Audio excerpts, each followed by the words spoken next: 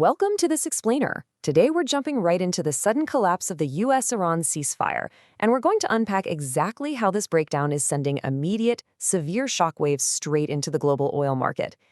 If you want to understand why global energy prices are reacting the way they are right now, well, you really have to understand the rapid sequence of events that just unfolded. So here's our roadmap for today. 1. The ceasefire collapses. 2. Chaos in the Strait. 3. Oil markets react. And 4. The political fallout. Let's dive in. Starting with Section 1, the ceasefire collapses, and a fragile peace ends.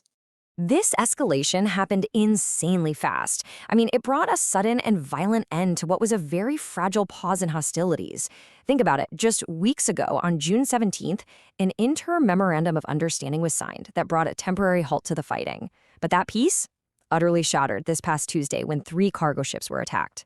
And then by Wednesday, the situation had completely deteriorated, leading to direct U.S. military strikes on Iranian territory. So in less than a month, the prospect of a permanent peace deal completely vanished.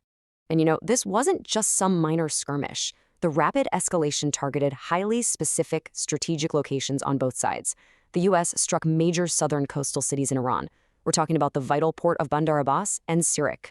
They also hit Bushehr province, which crucially is home to Iran's nuclear power plant complex. Though it's worth noting reports indicate the plant itself actually wasn't damaged. In response, Iran fired on U.S. and allied military sites. This triggered sirens in Bahrain, which houses the U.S. Navy's 5th Fleet headquarters, and targeted locations in Kuwait.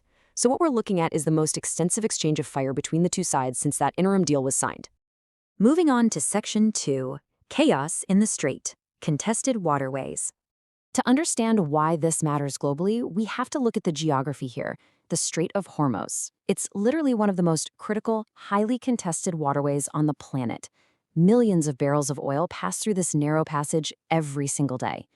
The trigger for this entire collapse was Tuesday's attack on 3 transiting cargo ships right in the middle of this strait. And compounding all this tension is a fundamental disagreement over control. See, Iran asserts that under the interim deal, it has the right to manage traffic through this specific waterway. But the United States took immediate military action against that assertion. U.S. Central Command came out and explicitly stated their strikes were designed to further degrade Iran's ability to threaten freedom of navigation in the strait. That is exactly why the U.S. targeted places like Abu Musa Island.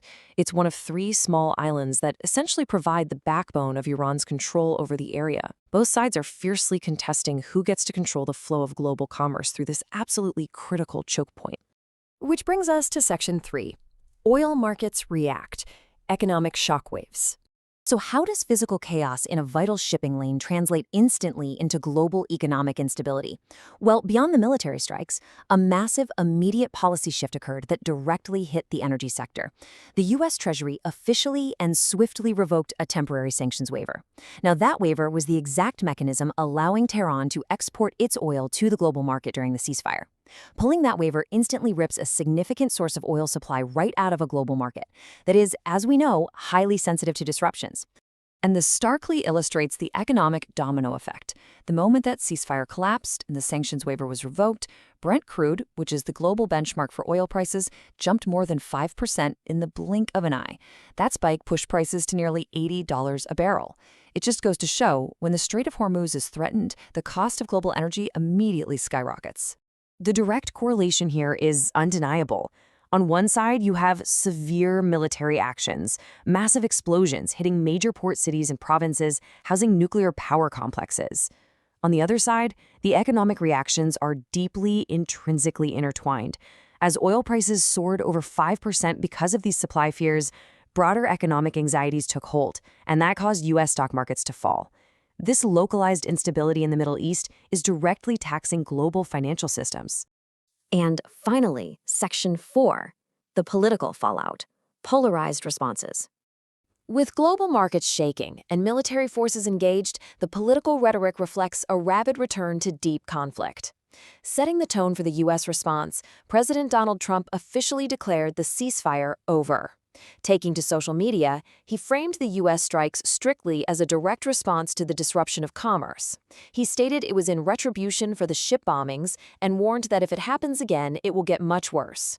He actually later noted from the NATO summit that the U.S. would likely hit Iran hard again, though he did suggest it wouldn't result in long-term military action.